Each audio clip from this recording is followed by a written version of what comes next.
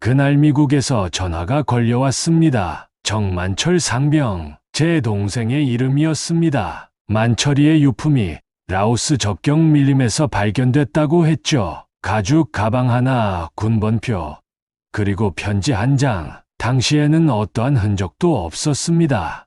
전사 통지서 한 장, 그게 다였어요. 관도 없었고 시신도 돌아오지 않았고 저희 가족은 그걸로 작별해야 했습니다.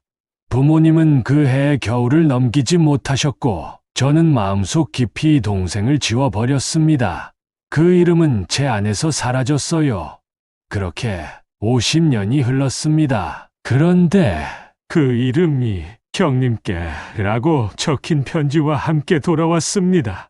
편지를 펼치는 순간 시간이 멈췄습니다. 개수에게 전해주세요. 그 이름, 그건 동생이 입대 전 마지막으로 이야기했던 사람이었어요. 결혼하고 싶다며 밤늦게 제게 조심스레 털어놓던 그 이름이었죠. 전 결심했습니다. 꼭 전하겠다고요. 그 편지 한 장에 담긴 진심을. 그 안에는 죽음보다 오래된 한 사람의 사랑이 담겨 있었으니까요.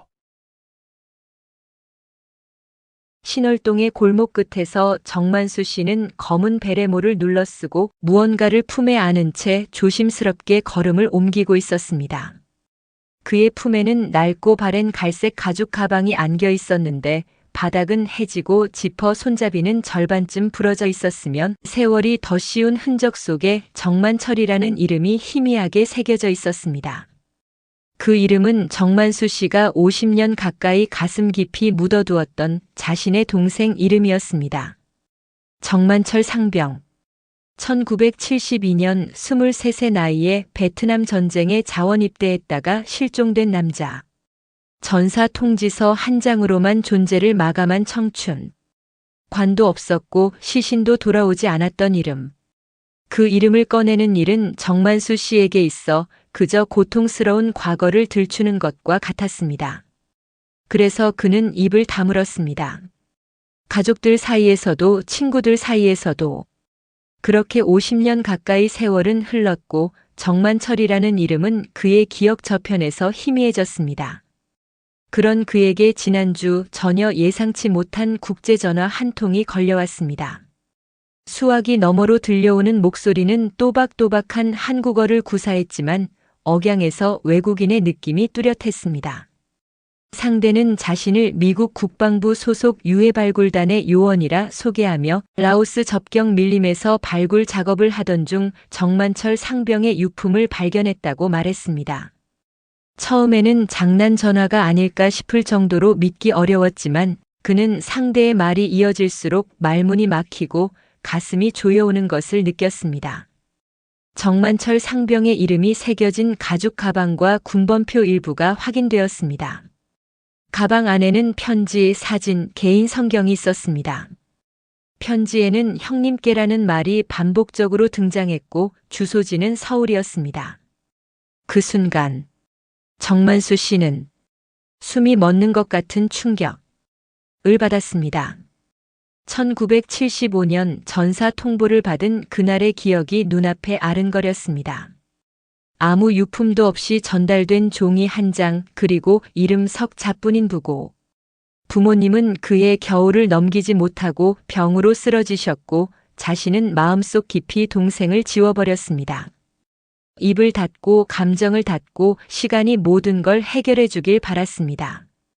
그런데 지금 그렇게 묻었던 과거가 가죽 가방 하나로 다시 세상에 드러나고 있었습니다. 며칠 뒤 미군 사무소를 통해 가방을 직접 전달받은 그는 방 안에서 한참 동안 그 상자를 바라보며 움직이지 못했습니다. 테이프를 떼고 낡은 천을 걷고 드러난 가죽의 감촉을 손끝으로 더듬는 동안 심장이 요동쳤습니다.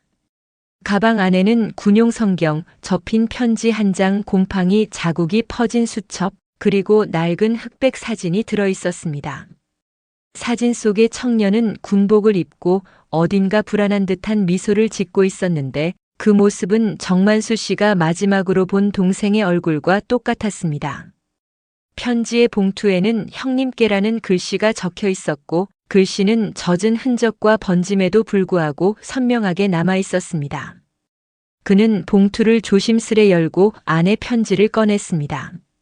종이는 바스락거렸고 글씨체는 어딘가 초조해 보였습니다. 형님, 여기는 매일 밤 총소리가 울립니다. 아침마다 친구가 한 명씩 줄어듭니다. 저도 언제 죽을지 모르겠습니다. 혹시 제가 돌아가지 못하게 되면 이 편지를 꼭 혜수에게 전해주세요. 그 문장을 읽는 순간 그의 손끝이 멈췄습니다. 혜수. 그 이름은 아주 오래전 들은 적이 있었습니다. 동생이 입대 전 마지막으로 집에 들렀던 밤 술에 취한 채로 형에게 조심스럽게 꺼내던 그 이름. 형, 나 좋아하는 사람 있어요. 이름은 혜수예요. 결혼하고 싶어요. 정만수 씨는 그때 농담처럼 넘겼습니다. 그런데 그 이름이 지금 편지 속에 등장하고 있었습니다. 그것도 죽음을 앞둔 이의 마지막 부탁으로. 그는 숨을 크게 들이쉬었습니다. 그리고 결심했습니다. 반드시 이 편지를 전하겠다고. 동생이 끝내 닿지 못한 마지막 마음을 그가 대신 이어주겠다고. 그날 밤 정만수 씨는 한숨도 자지 못했습니다. 고시원 방 안은 겨울 바람이 새어들어와 차가웠고 방음이 되지 않아 복도에서 들려오는 TV 소리, 전화벨 소리, 코 고는 소리들이 온통 그를 괴롭혔습니다. 하지만 무엇보다도 그를 잠들지 못하게 한 것은 마음속에서 끊임없이 맴도는 동생의 목소리였습니다. 형, 나 걔한테 프로포즈도 못했어요. 전쟁 끝나면 꼭 하려고 했는데. 그 말이 귓가에 자꾸 울렸습니다. 그는 편지를 품에 안고 눈을 감았지만 그 속엔 수많은 질문이 떠다녔습니다. 그녀는 지금 어디에 있을까? 살아계실까? 가족은 있을까? 혹시라도 이 편지를 받지 못한다면 동생의 이야기는 영영 묻혀버리는 건 아닐까? 이튿날 아침 그는 바짝 마른 얼굴에 물을 묻히고 오래된 와이셔츠에 주름진 정장을 꺼내 입었습니다. 거울 앞에 선 그의 얼굴은 피곤하고 창백했지만 눈빛만은 전날과 달라져 있었습니다. 굳은 결의 책임감 그리고 가슴 깊은 죄책감이 그를 다시 길로 나서게 만들었습니다. 그는 구두를 꿰어 신고 작게 한숨을 내쉰 뒤 고시원을 나섰습니다. 그는 마포구 망원동으로 향했습니다. 버스를 3번 갈아타고 지하철을 타고 수첩에 적힌 주소지를 따라 옛 골목들을 걸었습니다. 그러나 서울은 이미 너무 많이 변해 있었습니다. 재개발된 거리엔 예전의 흔적이 하나도 남아있지 않았고 213-7번지는 더 이상 존재하지 않았습니다. 아파트 단지와 카페 거리 사이에서 그는 멍하니 서 있었습니다. 동사무소에서 오래된 주민등록 자료를 조회해 본 결과 그 주소에 살던 김혜수라는 여인의 이름이 한동안 공백이었지만 얼마 전 노인복지센터에 등록된 기록이 있다는 것을 알게 되었습니다. 직원은 조심스럽게 말했습니다. 어르신, 여기 기록 보시면요. 이분 지금은 요양병원에 계세요. 연세도 많으시고 치매 진단도 받으셨습니다. 그 말을 듣는 순간 그의 가슴이 조여왔습니다. 그래도 그는 그 길을 택했습니다. 하루라도 빨리, 한순간이라도 늦지 않게 전해야 한다는 생각뿐이었습니다. 복지센터의 안내를 받아 병동에 도착했을 때 그는 잠시 숨을 고르고 손에 쥔 편지를 다시 바라보았습니다. 손가락 마디마다 주름이 깊게 패여 있었고 종이를 잡은 손끝은 차가웠습니다. 노란 커튼이 드리운 방 안에는 작은 의자와 침대 하나, 그리고 창밖을 멍하니 바라보는 백발의 여인이 있었습니다. 그는 조용히 다가가 말했습니다. 실례합니다. 혹시 김혜수님 맞으신가요? 그녀는 고개를 천천히 돌렸습니다. 하얀 얼굴에 검버섯이 피어 있었고 잔잔한 주름 사이로 시간이 흘러 있었습니다. 그가 조심스럽게 편지를 꺼내며 말했습니다. 정만철 제 동생입니다. 혹시 기억하시겠습니까? 그녀는 그 말을 듣는 순간 입술을 떨며 눈을 동그랗게 뜨더니 갑자기 손등으로 입을 가렸습니다. 그리고는 아주 조용히, 아주 천천히 눈물이 흘러내렸습니다. 만철 씨 결국 못 돌아오셨군요. 그녀는 그렇게 말하며 편지를 받아들었습니다. 가느다란 손이 떨리고 있었고 눈에선 멈추지 않는 눈물이 흘러내리고 있었습니다. 그녀는 편지의 종이를 바라보다가 조용히 가슴에 품었습니다. 그리고는 침묵 속에서 창밖으로 시선을 돌렸습니다. 창밖에는 겨울 햇살이 가늘게 내려앉고 있었고 나무가지 사이로 바람이 흔들리는 모습이 보였습니다. 그녀의 입술은 파르르 떨리고 있었고 그 떨림 사이에서 한마디가 새어나왔습니다. 그 사람 그날 배웅 나갔던 제 손을 꼭 잡고 말했어요. 편지 꼭 쓸 거라고. 돌아와서 부모님 뵙고 저랑 같이 살자고 그렇게 웃으면서 말했는데 그녀는 말을 잇지 못하고 고개를 숙였습니다. 정만수 씨는 말없이 그녀 곁에 앉아 있었습니다. 방 안은 조용했고 두 사람 사이엔 오직 오래된 시간과 추억만이 머물렀습니다. 그는 가방에서 조심스럽게 낡은 흑백 사진 한 장을 꺼내어 그녀에게 건넸습니다. 사진 속에는 군복을 입은 청년이 밝게 웃고 있었고 그의 뒤로는 야자수와 모래먼지가 흩날리고 있었습니다. 그녀는 그 사진을 받아들고 떨리는 손으로 그 얼굴을 어루만졌습니다. 이 사진 제가 마지막으로 본 얼굴이에요. 지금도 생생하게 기억나요. 눈이 참 따뜻했던 사람. 그녀는 한참 동안 말을 잇지 못했습니다. 그리고 이내 사진을 가슴에 안았습니다. 마치 세월이 멈춘 듯, 마치 전쟁이 끝나지 않은 그 해 여름에 다시 돌아간 듯 했습니다. 정만수 씨는 조용히 고개를 숙였습니다. 그는 이제야 이해할 수 있었습니다. 동생이 왜 그토록 그 여인을 지키고 싶어 했는지, 왜 죽음을 앞두고도 그녀를 먼저 떠올렸는지, 그리고 왜 이 편지가 자신에게 전달되었는지. 그는 입을 열었습니다. 제 동생이 끝까지 지키고 싶었던 분이셨습니다. 제가 늦었지만 오늘 이렇게 전해드릴 수 있어서 감사합니다. 정말 감사합니다. 그녀는 조용히 고개를 끄덕였습니다. 그리고 조용히 입을 열었습니다. 그 사람 참 따뜻한 사람이었어요. 제 인생에 찾아온 가장 따뜻한 봄이었어요. 그날 오후 두 노인은 긴 시간 동안 병실에 함께 앉아 있었습니다. 말수는 많지 않았지만 눈빛과 마음이 서로를 충분히 이해하고 있었습니다. 50년 전 아직 끝나지 못한 한 사람의 사랑이 그날 비로소 조용히 닿고 있었습니다. 병실을 나서기 전 정만수 씨는 다시 한번 그녀를 바라보았습니다. 그녀는 사진과 편지를 두 손에 꼭 쥐고 있었습니다. 창밖의 바람은 여전히 흔들리고 있었고 그 바람 소리 사이로 들려오는 그녀의 마지막 말이 귓가에 맴돌았습니다. 살아서 돌아왔으면 얼마나 좋았을까요? 정만수 씨는 조용히 고개를 끄덕였습니다. 그리고 속으로 중얼거렸습니다. 이제라도 전할 수 있어서 다행입니다. 만철아. 내 마음 내가 잘 전했어. 그렇게 그는 고개를 숙이고 병실을 나섰습니다. 복도엔 햇빛이 비스듬히 들어오고 있었고 그의 그림자는 길게 늘어져 있었습니다. 낡은 가방은 여전히 그의 품 안에 있었고 그 속엔 이제 고요하게 잠든 한 시대의 이야기가 남겨져 있었습니다. 김혜수 여사의 병실을 나선 정만수 씨는 한동안 요양병원 앞 벤치에 앉아 있었습니다. 겨울 햇살은 따스했지만 마음속은 오히려 더 서늘해진 듯 했습니다. 손에 쥐어진 낡은 가방은 이제 그의 손에서 떠났지만 대신 가슴 안에는 무언가 무겁게 남아 있었습니다. 말로는 설명할 수 없는 복잡한 감정, 애틋함과 후회, 그리고 알 수 없는 책임감이었습니다. 그날 이후 그는 하루에도 몇 번씩 김혜수 여사의 얼굴이 떠올랐습니다. 그녀가 편지를 꼭 쥐고 있던 모습, 흑백 사진을 가슴에 품으며 중얼거리던 목소리, 그리고 살아서 돌아왔으면이라는 마지막 말이 머릿속을 맴돌았습니다. 어쩌면 그것이 그가 마지막으로 들어야 할 말이었는지도 모릅니다.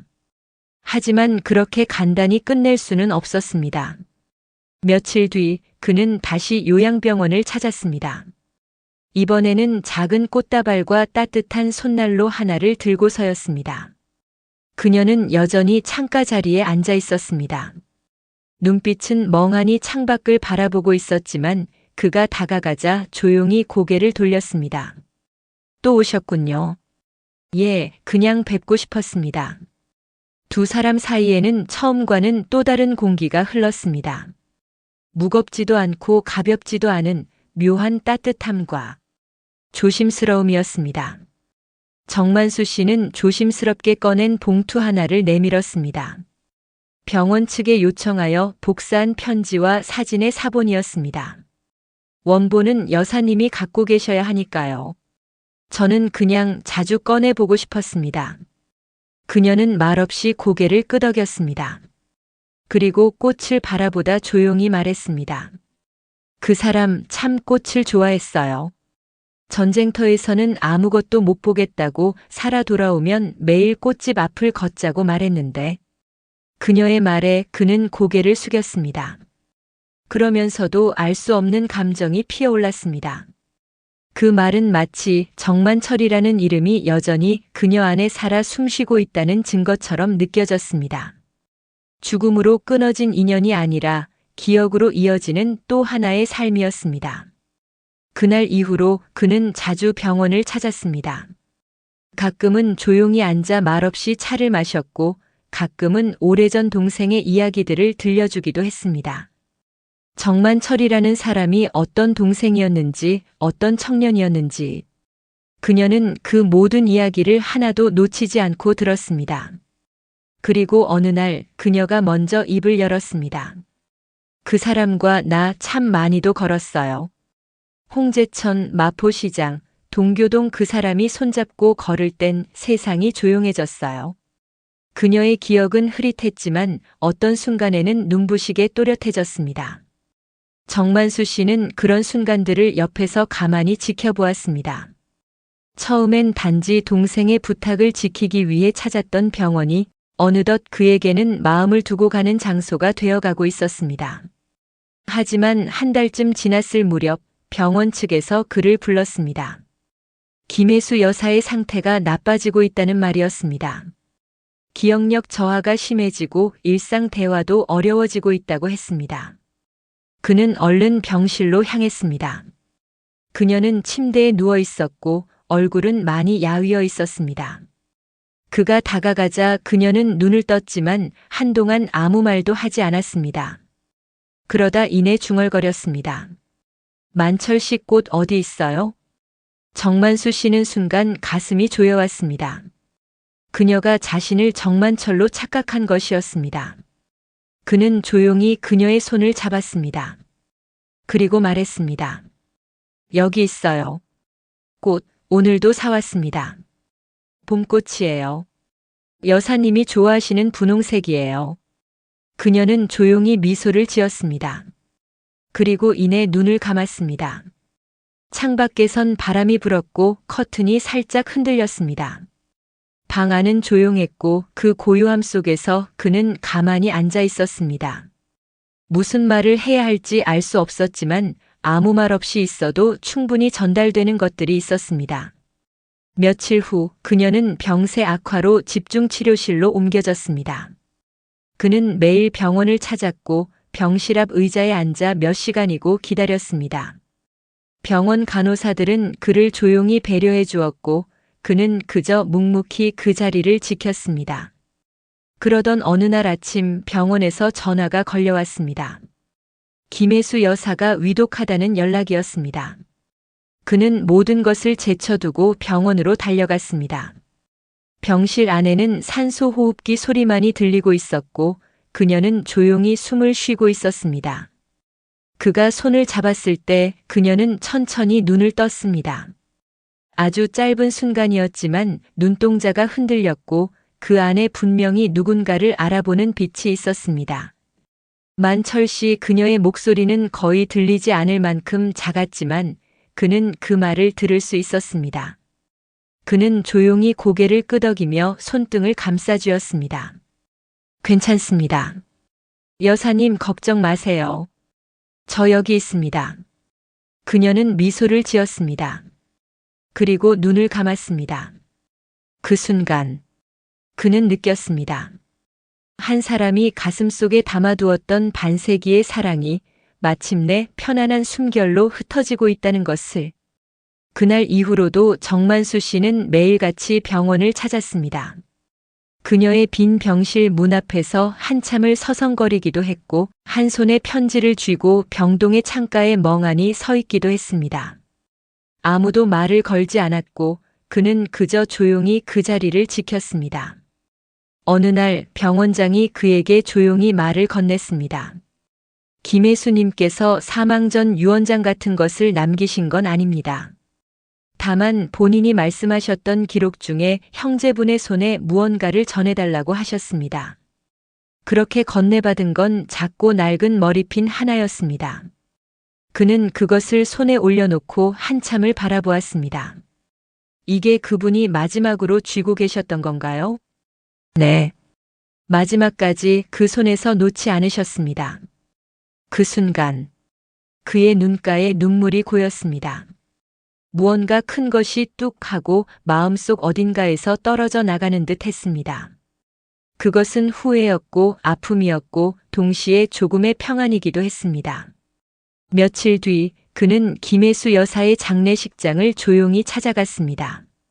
가족이 거의 없다시피 했던 그녀의 빈소에는 몇몇 병원 관계자들만이 조용히 서 있었고 장례식장은 마치 한 시대의 마지막을 기리는 듯한 분위기였습니다. 정만수 씨는 헌화하며 속으로 중얼거렸습니다. 여사님, 이제 정말 편히 쉬세요. 그리고 제 동생 곁에 가시면 꼭 전해주세요. 잘했다, 자랑스럽다고. 그는 장례를 마친 뒤에도 한동안 멍한 상태였습니다. 하지만 이상하게도 마음은 점점 가라앉고 있었습니다. 마치 누군가 오랫동안 짊어지고 있던 짐을 조심스럽게 내려놓은 듯한 느낌이었습니다. 몇 주가 흘렀습니다. 그는 고시원으로 돌아와 조용한 일상으로 복귀했습니다. 하지만 이전과는 달라진 점이 있었습니다. 그는 매일 아침 일어나 창문을 열었고 근처 시장에 나가 꽃 한 송이를 사서 자신의 방 창가에 놓기 시작했습니다. 혜수 여사님, 오늘도 잘 계시지요? 그 말은 습관처럼 이어졌고 그는 그 꽃 앞에서 가끔 노트에 무언가를 적었습니다. 그것은 그가 처음으로 시작한 일기였습니다. 그 안에는 50년 전의 동생, 짧은 기억 속의 대화, 그녀가 해주었던 이야기들, 그리고 이제는 혼잣말처럼 남은 문장들이 차곡차곡 쌓여갔습니다. 그리고 어느 날 그는 결심했습니다. 이 이야기를 글로 써보기로. 그는 문화센터의 노인 대상 글쓰기 교실을 등록했고 매주 화요일마다 도서관에 앉아 노트북 앞에 앉았습니다. 타이핑 속도는 느렸지만 그의 손은 조금도 머뭇거리지 않았습니다. 정만철, 나의 동생.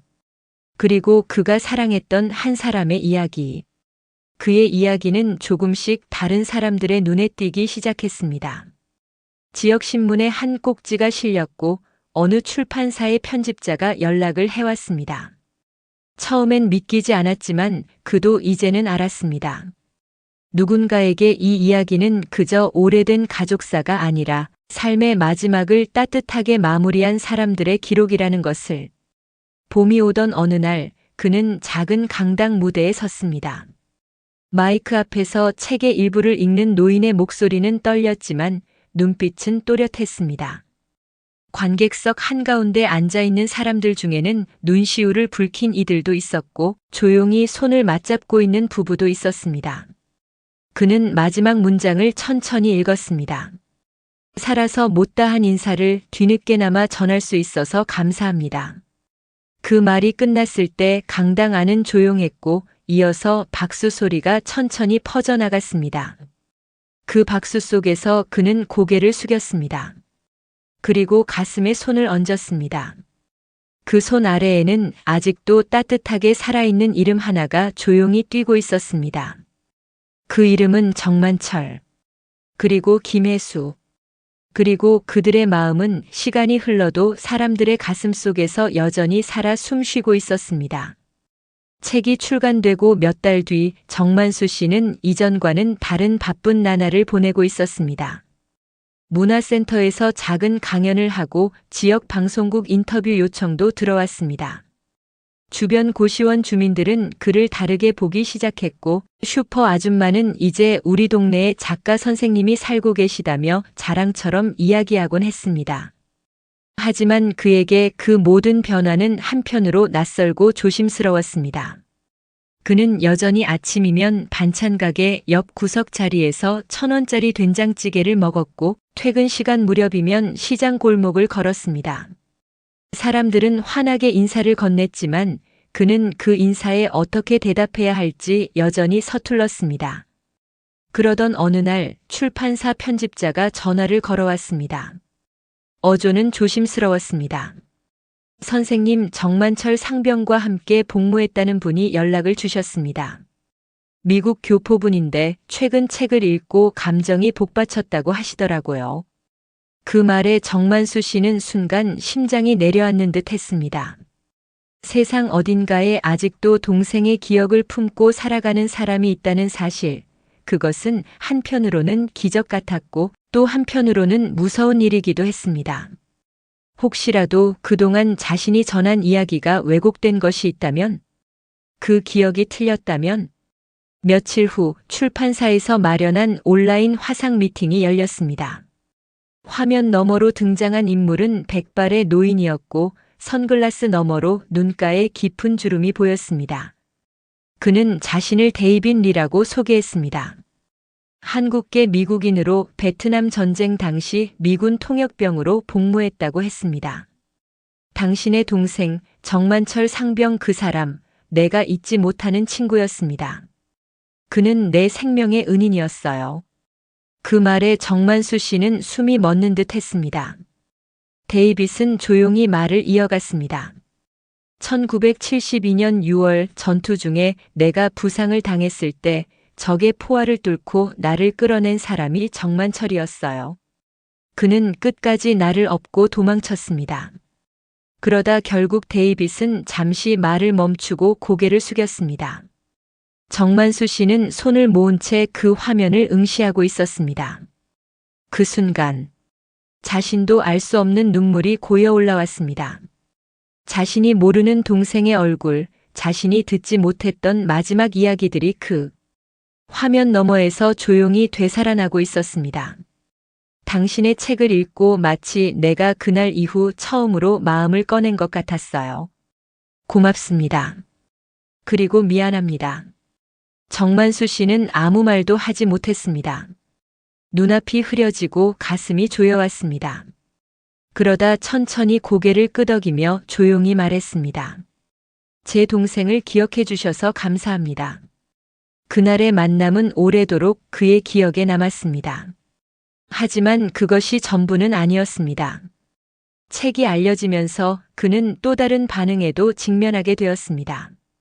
일부 인터넷 커뮤니티와 블로그에서는 과장된 이야기 아니냐, 검증되지 않은 전쟁 미화라는 의혹을 제기하기 시작했습니다.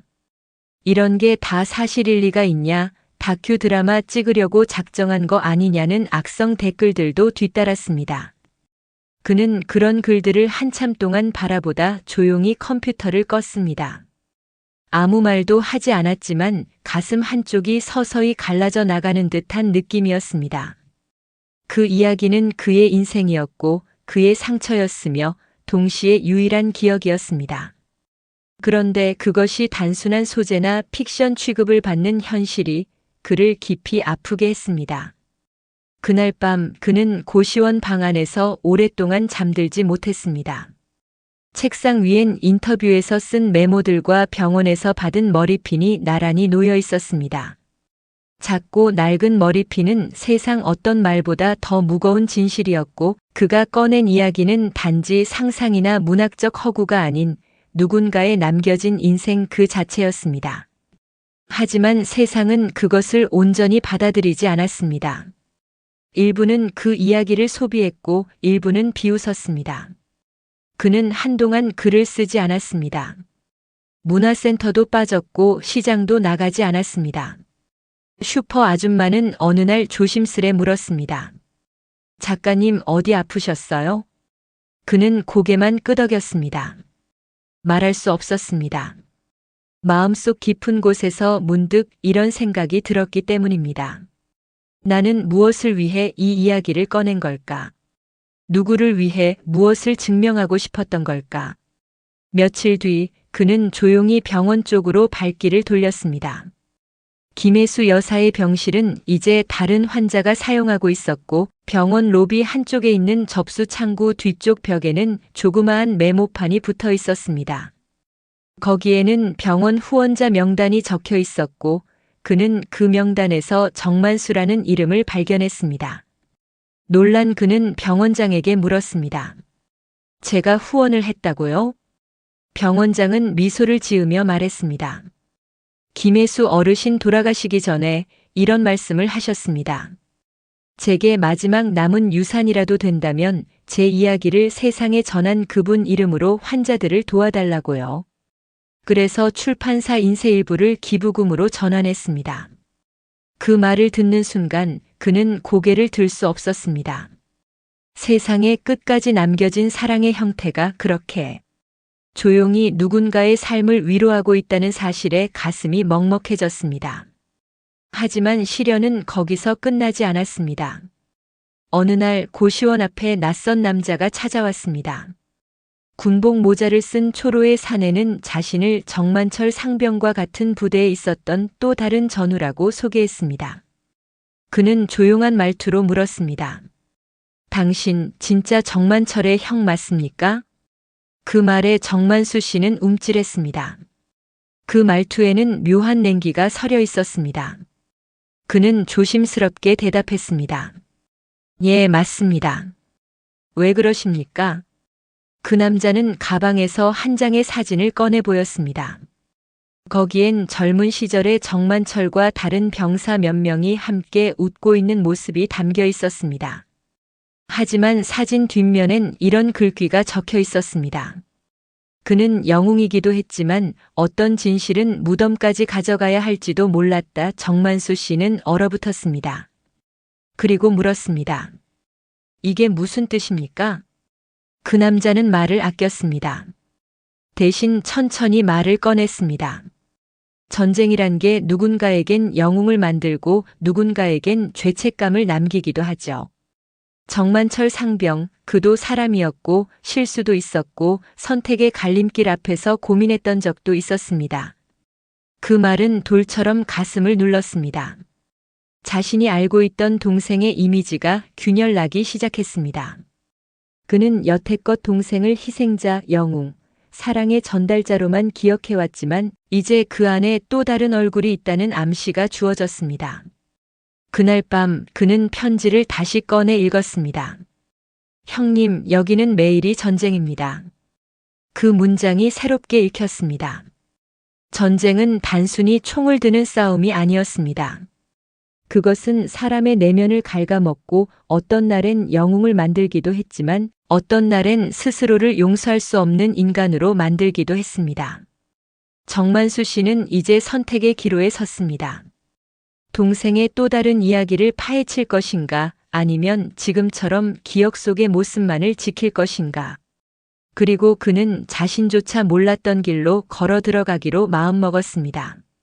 며칠을 고민한 끝에 정만수 씨는 조용히 국방부 기록 보존소를 찾았습니다. 사전에 연락을 넣어두었고 신분 확인과 소정의 절차를 거쳐 동생의 군 복무 기록과 작전 상황, 보고서를 열람할 수 있게 되었습니다. 두꺼운 종이 뭉치 사이에서 그는 낯선 이름들과 작전명, 전투 일지를 하나씩 읽어나갔습니다. 그리고 마침내 자신이 외면하고 있던 보고서 한 장을 발견했습니다. 거기에는 베트남 현지인 마을을 대상으로 한 작전과 관련된 기록이 있었고 그 안에 작전 중 민간인 피해가 보고됨이라는 문장이 무심하게 적혀 있었습니다. 그는 한동안 말없이 앉아 있었습니다. 머릿속이 하얘졌습니다. 그의 동생이 그 작전에 직접 연루되어 있었는지는 알 수 없었지만 이름이 등장한 이상 그 진실을 외면할 수 없게 되었습니다. 만철아, 넌 그때 무슨 마음이었니? 그는 속으로 중얼거리며 조용히 기록물을 덮었습니다. 그리고 생각했습니다. 나는 너를 영웅으로 기억하고 싶다. 하지만 내가 짊어진 죄책감까지도 함께 기억하겠다. 그날 저녁 그는 다시 글을 쓰기 시작했습니다. 이번엔 처음처럼 영웅의 이야기가 아니었습니다. 인간으로서의 정만철, 형으로서의 자신, 그리고 우리가 외면했던 전쟁의 진실에 대한 이야기였습니다. 그는 타자를 치며 울고 또 울었습니다.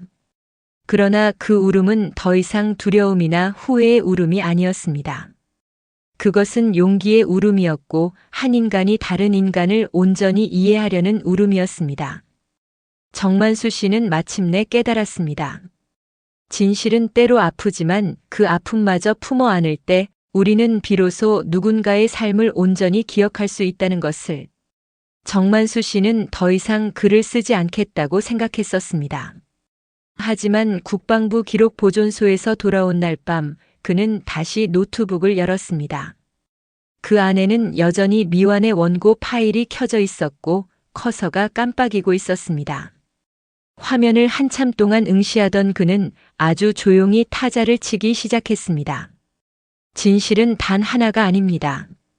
어떤 날의 기억은 따뜻했고 어떤 날의 기억은 숨기고 싶었습니다. 하지만 내가 사랑했던 사람은 그 모든 기억을 껴안은 사람이었습니다. 그는 그렇게 새로운 원고를 시작했습니다. 이번에는 영웅이 아닌 인간 정만철의 이야기였습니다. 그가 잘못을 두려워했고 누군가를 끝까지 사랑했으며 어떤 날엔 살아남기 위해 울었던 청춘의 이야기였습니다. 그 원고는 차곡차곡 쌓여갔습니다. 그가 알지 못했던 동생의 기록들, 전우들의 증언, 그리고 김혜수 여사가 남긴 흔적들까지 담겼습니다. 출판사는 원고를 읽고 조심스럽게 출간을 제안했습니다. 정만수 씨는 망설였지만 결국 고개를 끄덕였습니다. 이번 책엔 진짜 제 동생이 들어 있습니다. 제가 아직도 완전히 이해하지 못한 사람으로서의 모습까지요. 그 책은 처음보단 조용히 출간되었습니다. 그리고 뜻밖의 반응이 이어졌습니다. 이전에 감동적이었던 회고록과는 달리 이번에는 전쟁의 그림자 속 인간성에 대한 깊은 사유를 담고 있었습니다. 많은 독자들이 서평에 남겼습니다.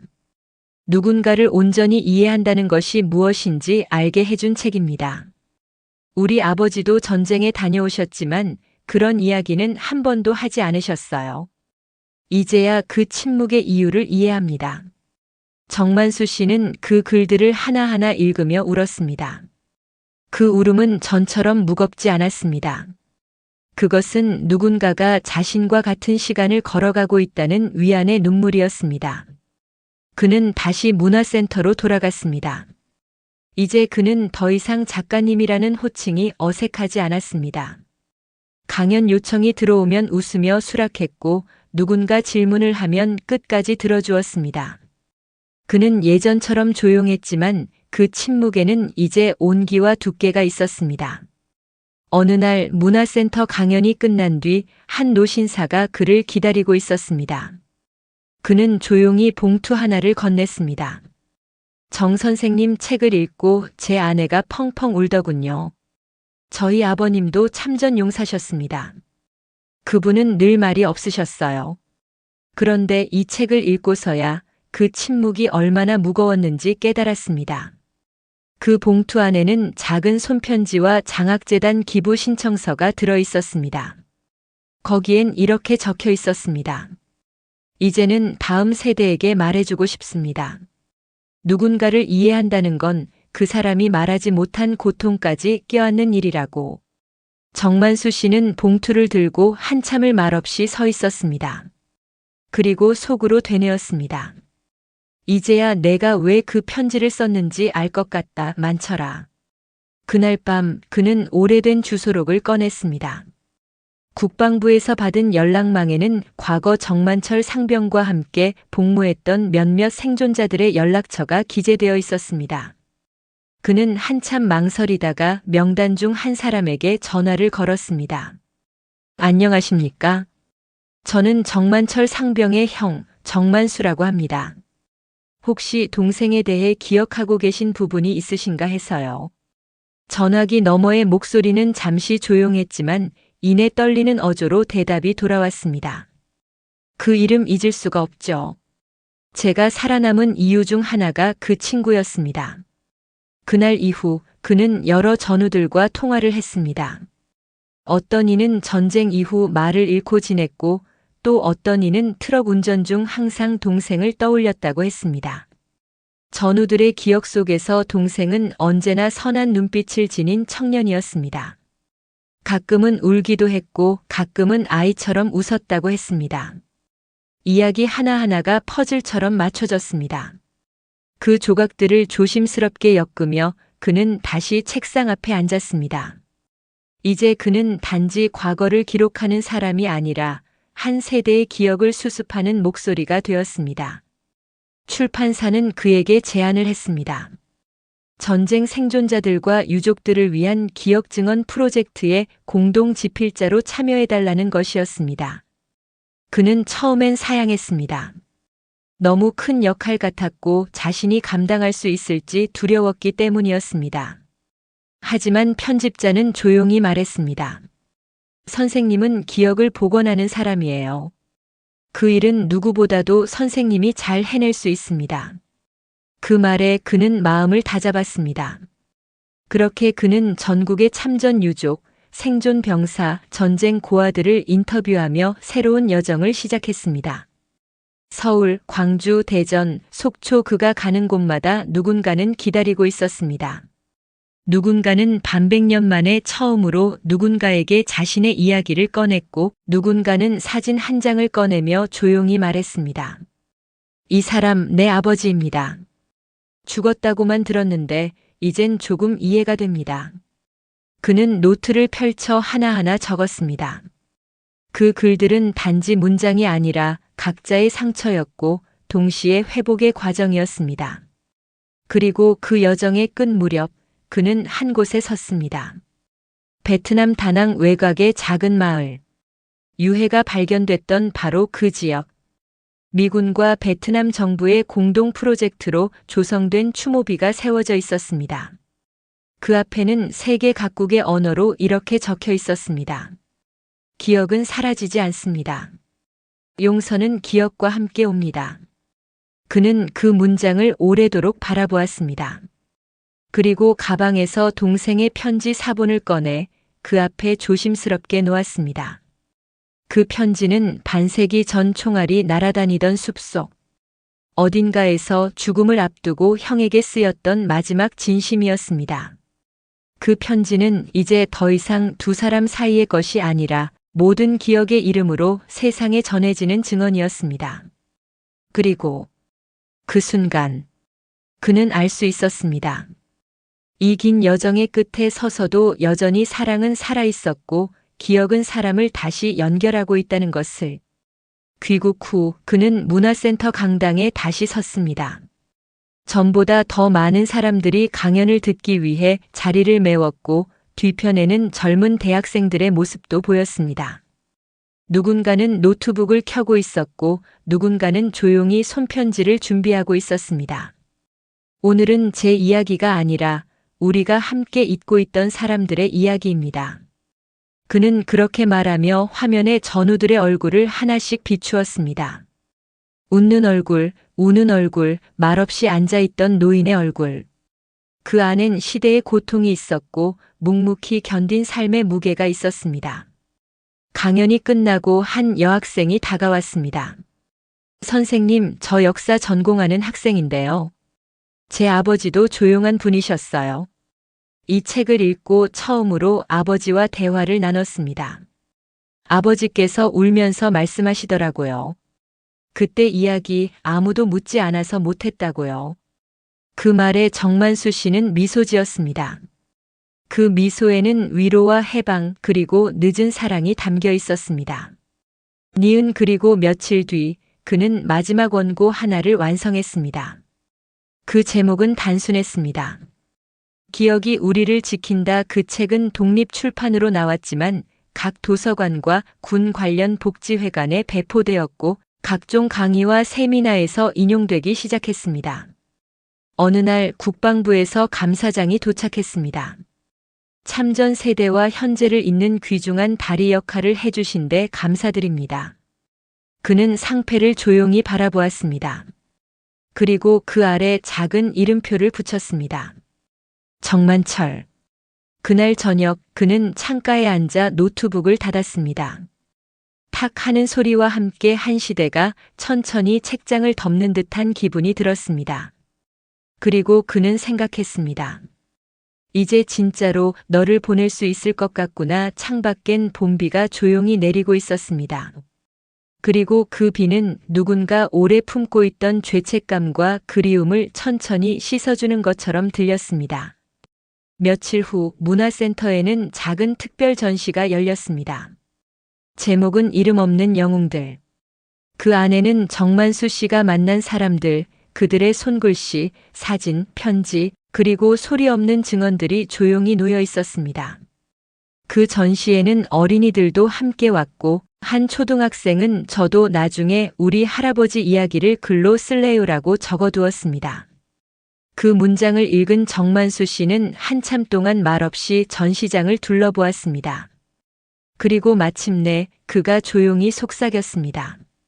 이제야 알겠구나. 이 모든 이야기는 내 것이 아니었어. 그는 오랫동안 무거운 기억을 품고 살아왔습니다. 하지만 그 기억은 이제 세상을 따뜻하게 밝히는 등불이 되었고 그 등불은 다시 누군가의 이야기를 밝히는 희망으로 옮겨지고 있었습니다. 그날 밤 그는 김혜수 여사의 사진을 꺼내 창가에 놓았습니다.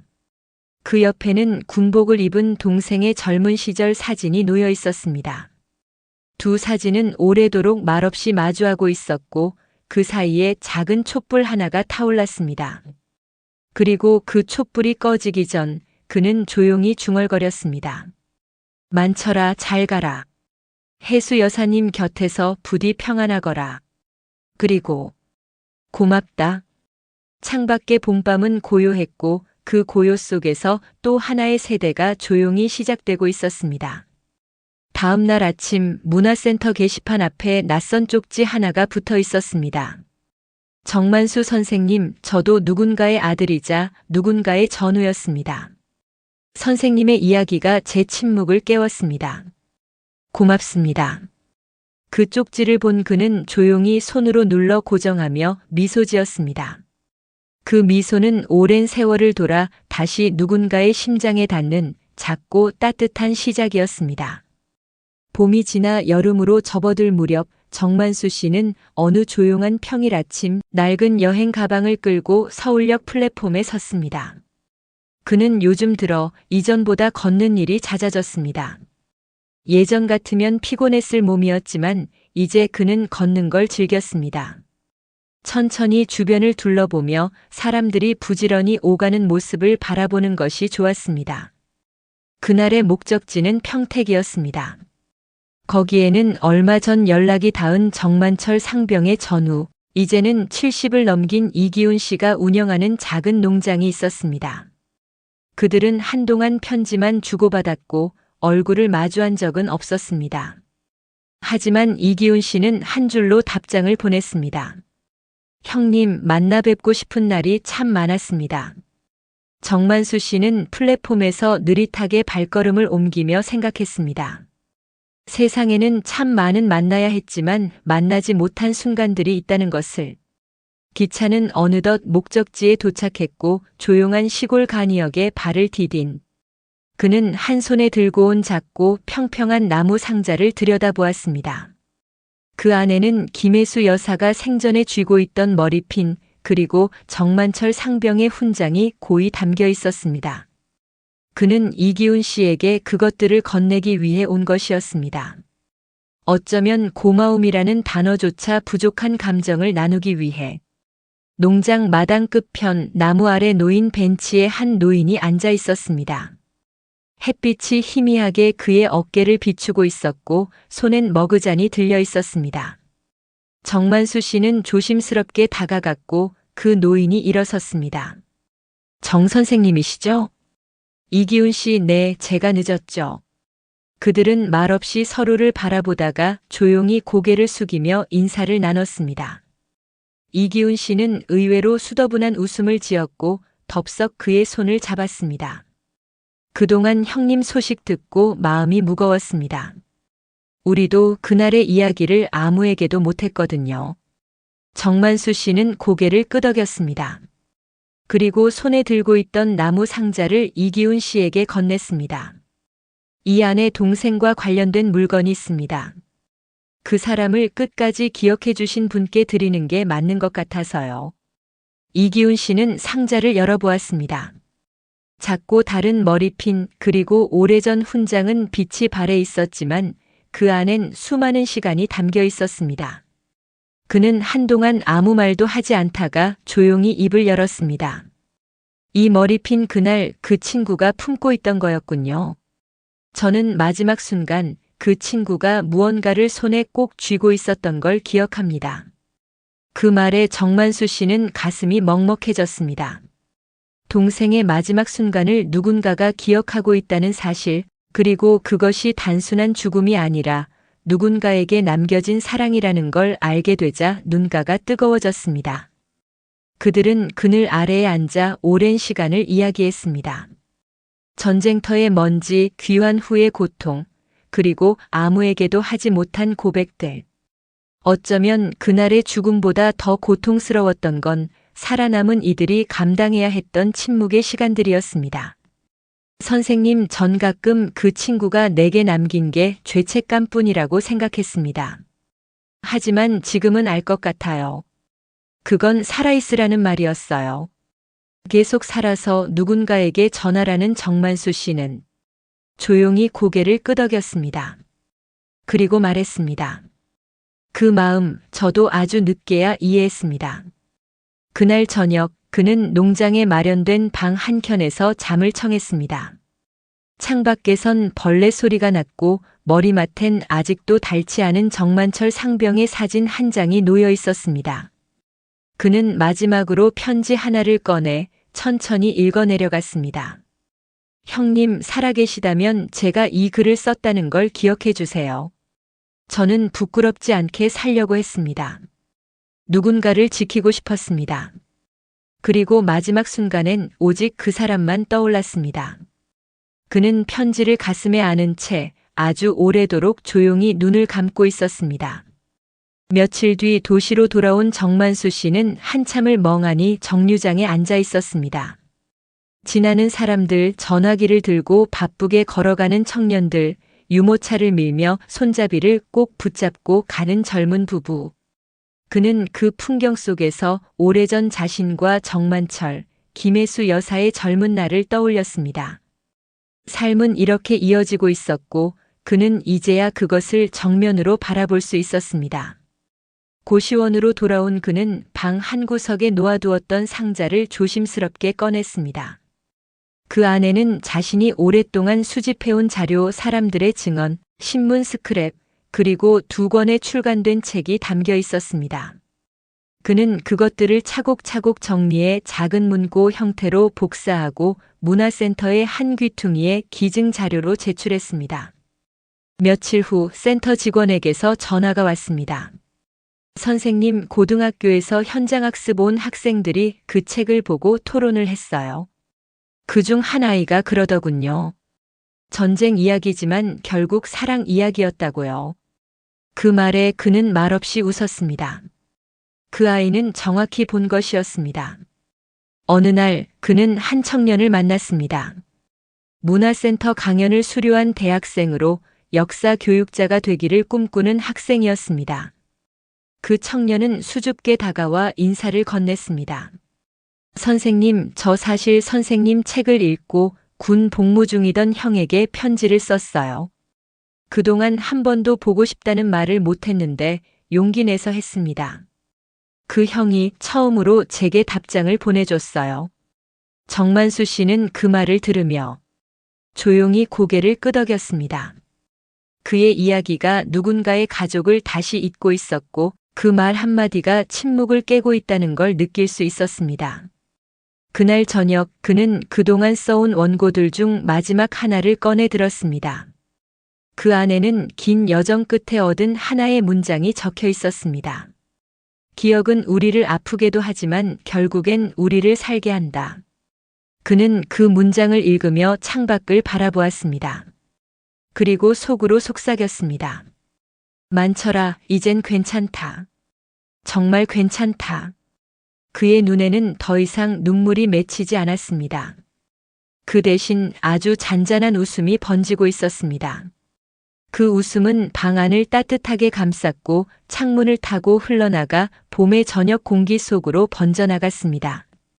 그로부터 시간이 흘러 정만수 씨의 나이는 어느덧 80을 향해 가고 있었습니다. 그는 여전히 매일 아침 창가에 꽃 한 송이를 놓고 두 사진 앞에 인사하는 습관을 잊지 않았습니다. 어느 날 문화센터에서 삶을 기록하는 사람들이라는 작은 전시가 열렸습니다. 그 전시는 각자의 방식으로 과거를 기록한 노년 세대의 이야기를 모은 것이었습니다. 그중 한 섹션에는 정만수 씨의 원고가 복사본으로 전시되어 있었고 그 아래 손글씨로 이렇게 적혀 있었습니다. 살아있는 기억은 언젠가 또 다른 사람의 삶을 바꿉니다. 전시 마지막 날 초등학생 한 명이 손을 들고 질문했습니다. 이 정만수 할아버지는 지금도 살아계신가요? 문화센터 직원은 웃으며 대답했습니다. 글쎄요. 지금도 어딘가에서 또 다른 이야기를 쓰고 계실지도 모르죠. 그 질문을 한 아이는 돌아서며 조용히 말했습니다. 나도 나중에 우리 할머니 이야기 써볼래요.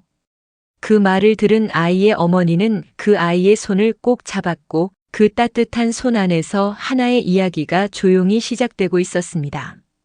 며칠 후 정만수 씨는 도서관 근처 벤치에 앉아 조용히 책장을 넘기고 있었습니다. 옆자리에는 우연히 말을 걸어온 한 중학생이 앉아 있었고 그는 책을 바라보며 물었습니다. 할아버지, 이 책 진짜예요? 그는 웃으며 대답했습니다. 그래. 누군가의 기억은 늘 진짜지. 사람은 그 기억 속에서 계속 살아있거든. 해질 무렵 그는 천천히 자리에서 일어났습니다. 그리고 햇살이 남아있는 거리를 따라 걸었습니다. 그 걸음은 조용했지만 한 생이 걸어온 여정의 마지막과도 같은 깊이를 품고 있었습니다. 그날 밤 그는 침대 머리맡에 편지 한 장을 꺼내 놓았습니다. 누군가 언젠가 이 방에 들어와 그 편지를 보게 된다면 그가 어떤 삶을 살았는지 무엇을 소중히 여겼는지 알 수 있도록 말입니다. 나는 오래도록 그 이름을 불렀다. 때로는 가슴 속으로, 때로는 바람 속으로. 그리고 오늘 마침내 그 이름을 놓는다. 그러니 이제는 너도 평안하기를. 그는 그 문장을 쓰고 마지막으로 조용히 숨을 내쉬었습니다. 창문 틈으로 들어오는 바람이 그의 흰 머리카락을 천천히 스쳐 지나갔습니다. 그 얼굴에는 평온한 미소가 서려 있었고 머리맡에는 두 장의 사진, 머리핀, 그리고 접힌 편지가 놓여 있었습니다. 그는 그렇게 조용히 자신의 이야기를 마무리했습니다.